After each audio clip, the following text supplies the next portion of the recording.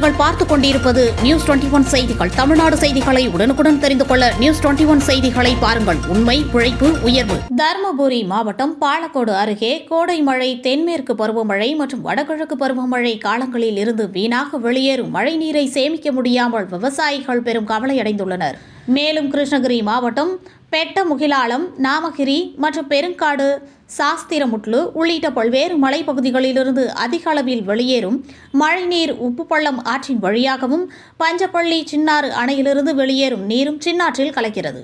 இப்பகுதிகளில் கரும்பு, வாழை, தென்னை, நெல், காய்கறிகள், பூக்கள் உள்ளிட்டவை அதிக அளவில் விவசாயிகள் பயிரிட்டு வருகின்றனர். வறட்சி காலத்தில் விவசாயத்திற்கு தேவையான தண்ணீர் இல்லாமல் பெரும் சிரமம் அடைந்து வருகின்றனர். மேலும் போதிய தடுப்பணைகள் இல்லாததால் மழைநீர் சின்னாற்றில் கலந்த பிறகு ஒகேனக்கல் ஆற்றில் கலக்கிறது. மழைநீரை சேமிக்கும் வகையில் சின்னாற்றிலிருந்து செங்கன் பஷ்வாந்தலா ஏரிக்கு மழைநீர் கொண்டு வர இப்பகுதிகளில் உள்ள விவசாயிகள் பலமுறை கோரிக்கை வைத்தும் இதுவரை எந்தவொரு நடவடிக்கையும் எடுக்கவில்லை என்று விவசாயிகள் தெரிவிக்கின்றனர். நியூஸ் 21 செய்திகளுக்காக தருமபுரி மாவட்ட புகைப்பட கலைஞர் முனியப்பன்.